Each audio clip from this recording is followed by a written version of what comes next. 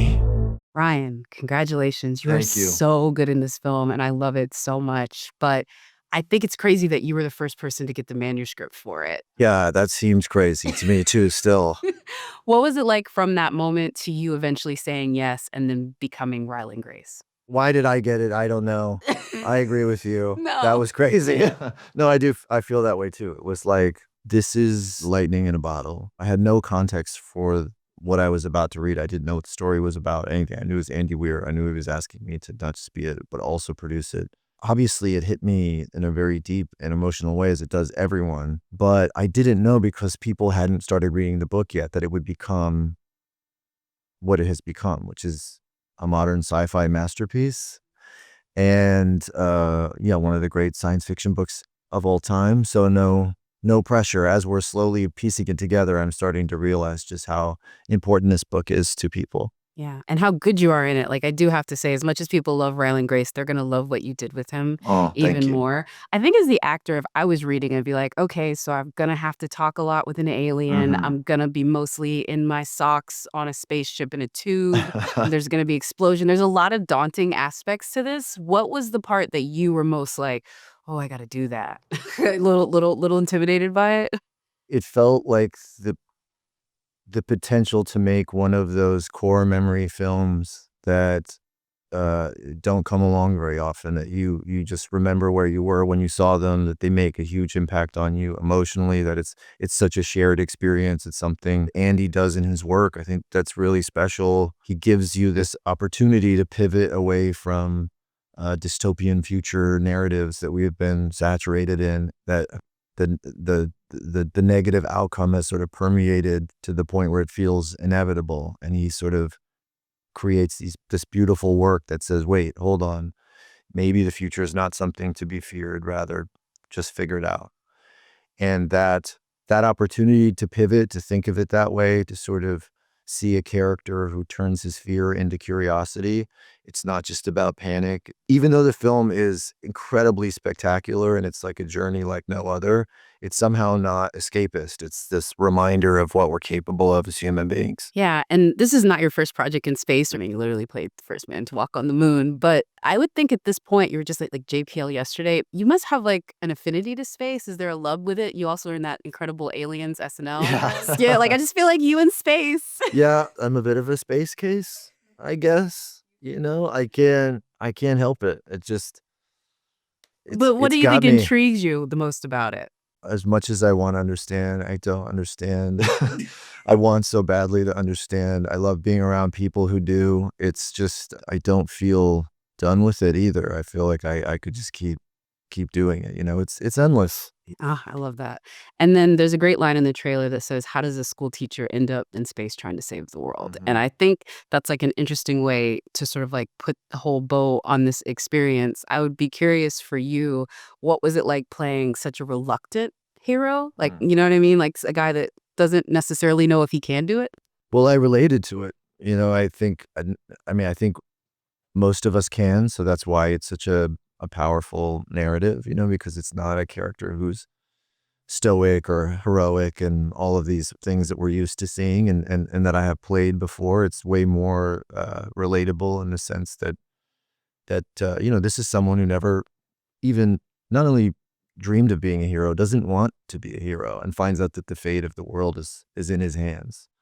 So I could relate, just in the sense that this book was such a powerful piece, potentially, an all-timer. And I just felt like, oh my God, I don't know how I'm going to do this. So I could use it. I just sort of channeled my own doubt as we were going through this almost 6-year process. And it just dovetailed perfectly with what the character was going through. It's, again, so good. So well worth it. We got to get out of here. But if you could just real quick tell us what it was like working with Chris and Phil, because I know they were such a huge part of what y'all created. There was no one else that could make this movie. It's funny to say that they're so singular because there's two of them, but they are. There's no one. There is no film like their films, and this film had to be that. We wouldn't be here if they hadn't agreed to do it. And like the character, they turn their fear and anxiety into curiosity. This was on some levels and at times thought to be maybe an impossible thing to make.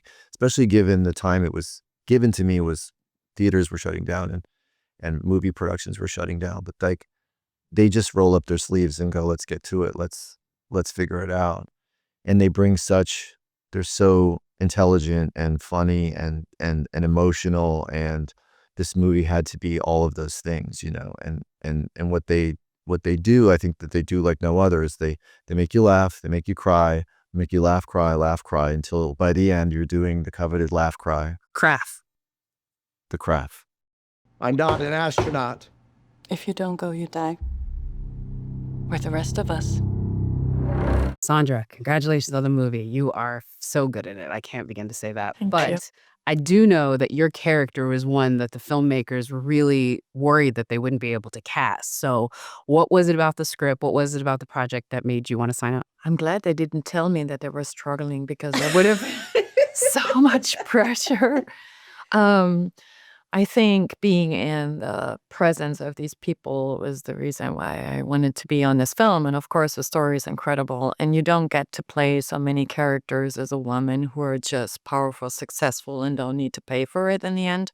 So it's just like to be able to portray someone, or lend my body and my voice to somebody who is in charge and who is a great mind and who is actually also empathetic and warm with other people was just a dream come true, not to speak of working with Ryan Gosling and the director's team. So I just couldn't pass. I will say I'm more familiar of your work as the stuff prior to this. Obviously, I watched Anatomy of a Fall. Congratulations about Rose. Like, I just feel like, you're an independent filmmaker at heart, maybe I would say. But girl, you got some credits this year. You have this. You're also in Digger. What was it like? Because I read a quote where you said you didn't know if you could do a movie of this scale, like if that was the type of filmmaking you wanted to do. It's strange because this film is also about somebody becoming bigger than they thought they were. I did things in the last years that I would never have thought were possible. And I was lucky enough that people thought I can do it. And that's kind of what Eva Stratt is doing to Ryland Grace. So somebody's coming up to and say, yes, of course. And I would just try to be a part of it. And I enjoyed it in a way that was just beyond. I was just very happy to have those experiences. Yeah. Ava's sort of tasked with literally saving the world. Given ultimate power, she is the highest ranking person on Earth. But you can't portray that. Like, you can't show that weight. How did you sort of try to portray that aspect of like, yes, that's what she's doing, but you actually give her a lot more depth and a lot more to her than that? I think that truly powerful people don't need to show that they're powerful. And I think they're so far from being ego-centered. I think truly powerful people and true leaders always care about the things that really need to be done and to be done better on this earth. They should be enablers and they should be listeners. And I think that's what I tried to do. I didn't want her to, make any noise or anything. I just wanted her to be helpful. Your character is Dutch, but the one thing I will say is she is probably, and I've based this off of a year study abroad with a lot of German people, one of the most German characters I think that has ever been written as far. Don't you feel that? Like how she approaches things of like, well, yes, of course, this is exactly what you do. You know what I mean? Like her air to it. Yeah. I'm curious if it struck you as that or if that was just a little bit of Sandra coming into it, because she reads that way in the book as well. Of just like, well, of course you're going to do it. Yes. I don't know. I mean, there are some Germans that I know who don't take a straight path towards things. They always tend to do other things. Yeah, maybe there was a reason that they chose a German woman to do that. Yeah, maybe that's true. German people don't come for me on this, but I just felt, I was just like, I had to look up later. It's like, is this Dutch? Because I don't know. I feel that like we're going to get this done, no nonsense. And like, you're either going to get the joke or not about her, which I really think is a very like German way of approaching it. One thing that is great, she does have multitudes, as like anybody does, because she also puts out a great Harry Styles karaoke rendition in the middle of it. And you picked the song, which I think is crazy. It's all over the marketing. But what made you be like, oh yeah, how did you feel it? Because again, this came from your brain, which I think is such a great thing to know. Well, actually came from a playlist about goodbye songs. So it was, Oh. yeah. So I was looking for something that was like a final goodbye to somebody. Mm. That was the first thing. And then it was a coincidence, actually, that it was also about space and going to the sky and all these things. And then I thought, wow, I didn't know, because I know that song, but I never made this connection in my head. And then, yeah, and I thought I found it very moving as well. And also when you sing it, it is very moving, especially in the last part when it goes like really big, which we don't show in the film. But yeah, so I realized in that moment when I listened to it, like really, really closely, that it could be for us. And then Amy Pascal made it possible that we could get that song. Yeah, because she's Amy Pascal, so that's great. The other thing I was going to say is a lot of people, as it should, give attention to the friendship between Rocky and Grace, but y'all's dynamic between Straught and Grace is also really a key part of this, and her faith in him and her belief in him is literally what drives a huge part of the plot. I'm curious if you could talk about working with Ryan like that, because both Phil and everyone has talked about, and you're already smiling, like he's such a tennis actor in the sense that he wants to give as much as he gets and he wants to get as much as he gives. Yeah, it's very much about connection. He is an actor who doesn't act for the camera or himself. He really wants to experience something, and he wants to experience a true exchange, and he wants to know about the person in front of him. He's a big enabler. Wait, you're like, he's a big enabler. You're like, Yes, yeah, he yeah, is. yeah. He can make people feel very safe and comfortable, and at the same time, it's hard to keep a straight face in his presence because he's full of ideas and funny things. And he actually tried to like make me repeat things as Strat that he was saying as Ryland in the scenes that Strat would never say. And I would like, it was sometimes really hard to resist because it was so much fun. Yeah, he's infectious that way. And then one thing I will say that you mentioned in that quote that I talked about not doing big budget ones is that you said that you didn't want to do big budget movies because you felt like you would get starstruck. Oh, yeah. Did you were like, that's Ken? Of course. he's like, Of course I did. But with everybody, I mean, everybody on the set was like, oh my God, this is really happening. But it's something that you just have to somehow deal with. All right, I got to get out of here. And so I'm going to just ask this. And I know you can't tell us anything, but if there's any facial expression, maybe a word that you can give us about Digger, because the fact that you're doing a movie with Tom Cruise, we got to at least ask if there's anything you can say. It's something that I've never seen before. It's really something that I've never seen before in my life. Okay, I'll take it as that. I'm gonna call you Rocky. Thumbs up. No, that's thumbs down. You would do the thumbs up. It's close enough. Phil, Chris, congratulations on the film. It's been 12 years since the last 21 Jump Street. What made you feel like this was the time to come back to live action with this particular project? Although you have been working on it for like 6 years. It's true. We read the manuscript. Ryan asked us if we wanted to do it. And we were blown away by the book and not surprised when it became like a global phenomenon because it was so emotional, so exciting, so like a thrilling story with twists and turns, but also like this relationship at the heart of it was something that really spoke to us as people who are in a working relationship. It felt like a movie that we had to do. Yeah. Anything to add? It seemed really hard. And We like to do things that are really hard. I don't want peace. I want problems. I get that. That's our kink. You said that. No, I get it. Listen, I know that you guys don't think of animation as a different medium. You guys just direct, you just make movies, you just tell stories. However, you have matured as filmmakers over the past 20 years from your first film to now. That's some miracle. What do you think that time, whether it be in animation or your early films, made it easier to do this hard thing? Like, what lessons did you learn along the way that really helped you deliver in Project Hail Mary? It started with Clyde with a Chance of Meatballs, which our first version of was just very like silly and goofy and sort of Our final version was also very silly and goofy, but it had an emotional core. And it was Amy, who was the head of the studio at the time, was like, I need a story. I need to feel things. It can't just be funny all the time.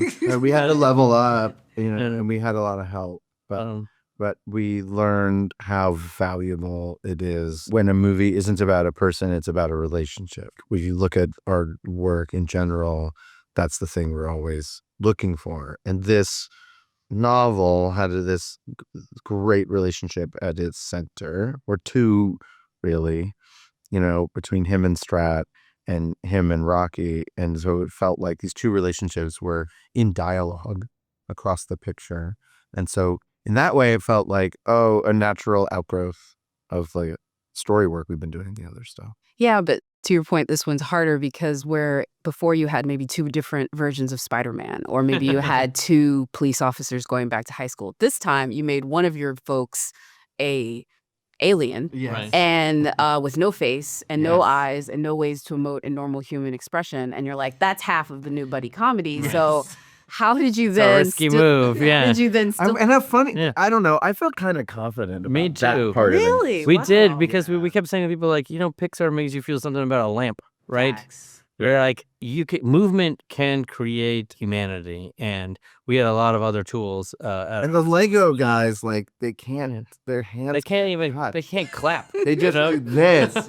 So it was like all the problem solving seemed exciting to us, in a movie about problem solving.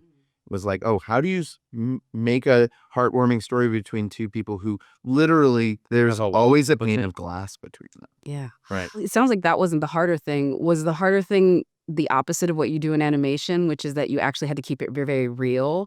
Like you actually did have to play within certain parts of the sandbox, like you couldn't, you know what I mean? Or was that a challenge at all? I can't say we spent a lot of time like worrying about that. The thing about like shooting a movie like this is so many things are grounding you. Like just the physicality of like, you have to build this, you have to photograph it, that character, like Rocky is operated by 5 puppeteers led by this amazing guy, James Ortiz. You can't just like wiggle around and like fly. Like there's all this ballast. So really our job is to like make sure it's a good time, to like stoke the coals and make sure that the fire remains lit. Right. And that's why we wanted to have Rocky be there, why we wanted to have all the sets of the Hail Mary be real, why we wanted there to be, something to shoot every time. There was no green screen in the movie whatsoever. And so the movie could feel real because the camera operator was really like responding to what was happening in the moment and wasn't just going like, okay, I assume over here is something interesting is probably going to happen. It was all like really there. So that's why it feels very tactile and personal. The other thing I think is interesting is you still, even though there's a lot of descriptions in the book, had to decide his physical look. Like, how did you decide, okay, this is our Rocky? Like, how long in the process? It was a like a long year and a journey. half. It was Wow. a long journey. And Neil Scanlon was the person we called up first. We had an amazing experience working with him the first time. And he's just a really thoughtful, smart person. And so we knew that was going to be our partner in designing what he looked like. We knew that we wanted each side of his non-face to have a different architecture. Personality. That it brought. We knew you were going to project a personality onto this thing, whatever we presented. So we wanted to load the dice. Right. So it was like easy to imagine. Like, he's a sweetheart. And then when it turns quarter turn, you're like, he's grouchy. And then we added all these like carvings and textures onto his body that would show that he had like culture and history. And we had explanations and ideas for each one of them. Like, this one is his mission patch. This one is his wedding band. This one is his house tartan. He's a ruler. Yeah, he has a Here, ruler because he's an He's engineer. an engineer, so he has to like measure things all Right. the time. And then we had this one. He's a flat plate. He had this thing of like, he can like make noise like a cicada or something. And then that ended up becoming the thing we used for their farewell. And, it was all because we had spent so much time thinking about Rocky's past and his history and his culture and try to make something that felt lived in and real.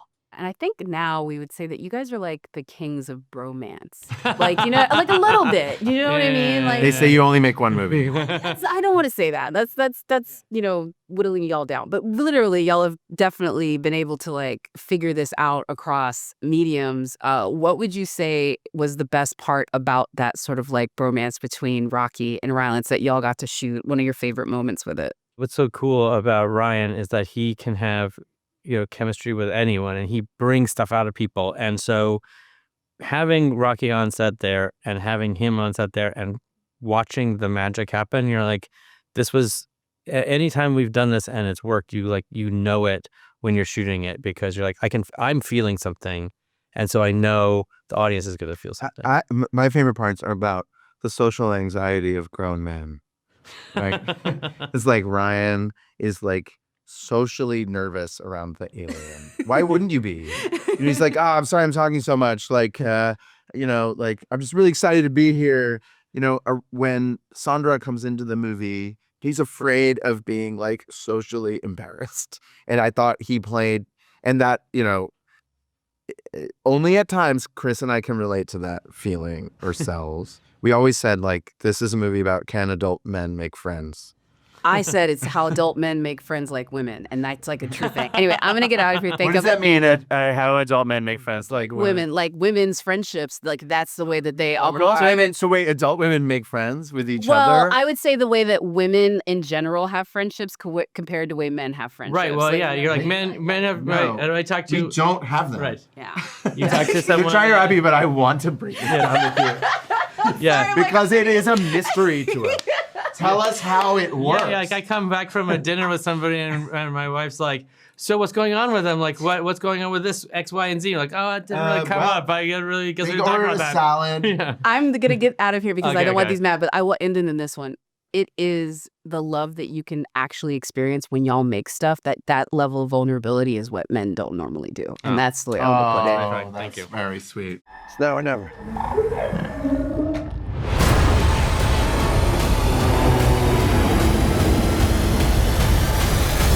Congratulations on the film. It's absolutely incredible. Andy, I'll start with you. After The Martian, what made you want to then go on this adventure with Ryland Grace and this type of hero?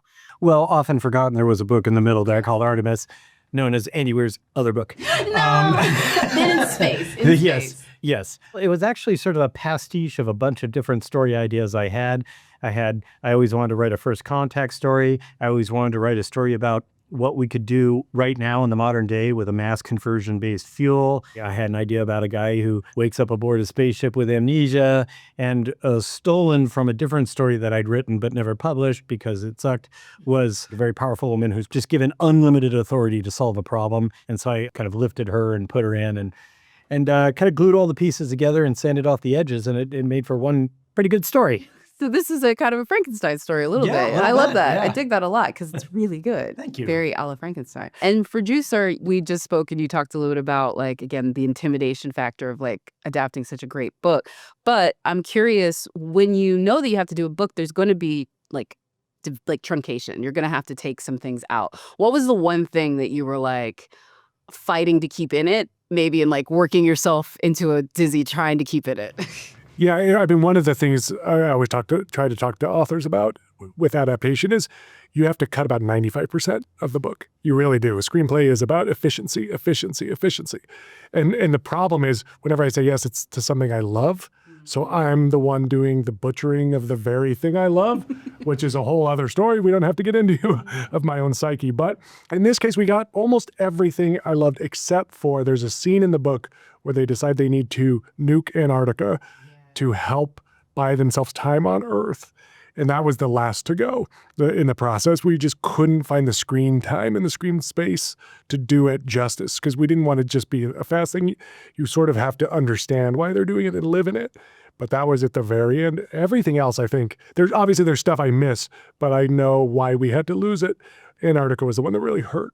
Yeah, there's a great scene in that one for an actor if they got to play it. I know. Yeah, no, I get that one. I really do. Maybe an extended cut someday. I'll dig it. Well, Chris and Phil can shoot it. We didn't shoot it. Oh, yeah, didn't even shoot it. Chris and Phil can figure it out. I promise. That's a good. Have faith. Have We'll faith. fix it in post. Yeah. That's good. Have faith. That's a sort of an essential part of the movie. Another essential part of it is the friendship between Rocky and Grace. And I would say when you were sort of crafting it, what do you think sort of like is the key to their friendship? Because the bones of everything that we see on screen starts in the book. Within the story, the key to their friendship is they have a common goal which has incredibly high importance to both of them. Like, they're both literally trying to save their entire respective species. So working together is an obvious thing that they should do. Also, they're both scientists, or more accurately, Ryland is a scientist and Rocky's an engineer. But they're both of a mind of, like, people who have been sent out to solve a problem. So with that single-minded obsession, it turns out to be, like, best to work together. But then also, they're just a couple of bros in space. That's the heart of the story, is their friendship. Yeah, and they are very bro-y in that. Like, they're the typical, like, science bros, if I could say that. Like, if you were at JPL, they would feel right at home right there, right? I think so. Yeah. Drew, for you, another aspect of the movie is this, like, humor balanced with the more, like, I would say, like, devastating emotional moments. And I know you're not crafting the screenplay like, 20% here, 30% there, but you do have to keep a pace to it. How do you sort of approach that to make sure it still felt, like, funny and heartfelt all the way through, and it didn't have too many long stretches without either? If you look at my resume, I've done such wildly different films and TV shows. The one thing they all have in common is they both are not afraid to be funny and dramatic in the same scenes. It's the thing that I love. It's the thing that I love about Andy's work. I think, so a lot of it is instinct, is just trusting that you'll find it. When in doubt, go with the emotion is my general rule of thumb. I always say, if a joke doesn't work, we can cut it. But if the emotional core of the scene doesn't work, we're dead. And so we built around the emotional arcs and then just let the jokes come at rapid fire. I like that. The movie obviously talks about contact with an alien. That's not giving anything away. There's so much more to it than that. But as someone that's written a lot about space, do you think we're going to be at the, like, there's been a lot of alien talk recently. Do you think that we're at the full disclosure moment of, like, alien? Come on, why are you laughing at me? I'm not laughing. I'm not laughing at you. But, I mean, what do you think? Like, I'm sure you have opinions. I do. I don't think that, so here's my general opinion. I think that there are so many stars, so many planets, so many galaxies, the odds are incredibly high that there are other intelligent species of life out there in the universe. However, I also, I'm a science fiction writer, so I like to write about fiction that's interesting. But when we're getting into the realities, I do not think that it will ever be possible to travel faster than light or send information faster than light. I think that's an absolute hard limit that can never be worked around or overcome in our universe. And so if the nearest intelligent life is 10,000 light years away, then it would take 10,000 years to say hi, and then 10,000 years to get a response. And so I absolutely do not think any alien species have ever visited Earth or anything like that. Oh, definitive. I dig it. I don't agree. They're here now. They're here right now. This is a book writer to screenwriter. I'm positive. I love it. I did want to ask one quick question too about the fact that, you obviously collaborated on The Martian. What was the thing about that process that helped you in crafting Project Hail Mary? And did that make you, like, I think after winning an Oscar, you'd be like, I'm good. I didn't win. I lost. Nominated. So there's still room to improve. Yes. Nominated, yes. No, but honestly, it's just I love Andy's work. That it really is that simple. Like, I love Andy's work, and I think there's trust from having gone through it that he knows I'm not lying to him, that I love it. Like, we really can roll up our sleeves and get in there and do it. And in that regard, it's been a wonderful collaboration. I dig that very much. And then my very last question, because this was a TikTok, is, did Hank Green really give you notes? Yeah, he really did. He really did. He basically pointed out, I think, that the math on my pendulum was wrong. And he gave me notes on that, and I corrected it. And it was, Hank doesn't know this, so Hank, if you're watching, it was the last change made to the book before it went to print. Like, the book was in the production pipeline, and I thought, oh, well, it's just going to have to be an error. And I told my editor about it, and he said, like, it's in the pipeline, but I don't think they've actually started the print run yet. So this was like moments before they were going to fire off the print run. And so I just needed to change a couple of things to put Hank's correction in. But yes, absolutely.